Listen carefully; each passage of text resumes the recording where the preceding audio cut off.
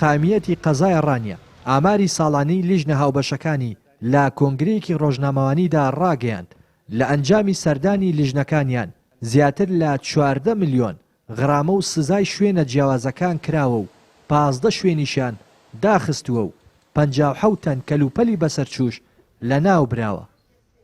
سەبارەت بە غرامەکردن ئێمە 14 ملیۆن و 36 هەزار غرامەمان هەبووە و داخستن 15 شوێنمان داخستن هەبووە و سەبارەت بە شوێنی سەردانکردن 1829 شوێن سەردانی کراوە تەلەفکردنی کەلوپەلی بەسەرچوو 57 تەن و 500 کیلۆغرام بووە عیلاج و دەرمانی بەسەرچوو 17 کیلۆغرام بووە و ڕۆژانی دەرچوونی لیژنە هاوبەشەکان 1829 شوێن سەردانی کراوە.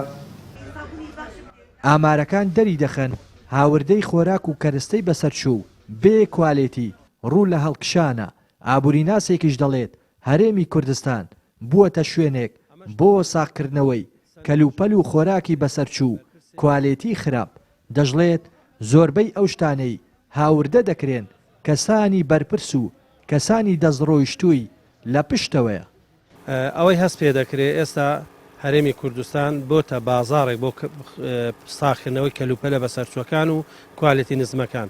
ئەمەش لە پێناو چەند بەرژەوەجی چەند کەسێک یان چەند بەرپرسێک کە دەستیان هەیە لە هێنانی ئەم کەلوپەلە بەسەرچوو یاخود کوالێتی نزمانە. لەبەرەوە دەبێت حکومەت زیاتر سنوورەکانی تونند و تۆڵ بکە، کوالێتی کۆنتڕۆڵ زیاتر تونند و تۆڵ بکاتەوە، هەروەها لیژنە ئەمنیەکانی ناوشار تونند و تۆڵ بکرێنەوە بۆ ئەوەی هەم ژیانی خۆیان هەم ژیانی هاوڵاتیانیش نەخەنە مەترسی و ئەو سەرۆت و سامانە نیشتیمانیەمان بەهدەر نەدەن لە پێناو بەرژەوەندی چەند کەسێک و تاقمێک و چەند گروپێک کە دەستیان گرتووە بەسەر هێنانی کەلوپەلە بەسەرچووەکان.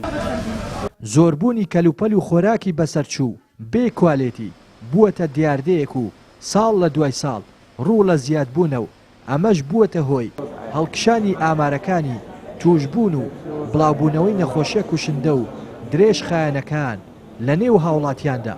ئەوەی دۆخەکەی لە خراپیدا هێشتووەتەوە لاوازی دەستگای کوالێتی کۆنتڕۆڵ و قاچاقچێتی گروپ و کەسە دەستڕۆیشتوەکانە لە خاڵە سنووریەکان کە تا هەنووکە حکوومەت و لایەنە پەیوەندیدارەکان دەستەوەستانن لە ئاستی چارەسەرکردن و بەرەنگاربوونەوەیاندا. لە دەڤەری ڕاپەڕینەوە ڕێناس ئەرسەلان کەناڵی پەیام.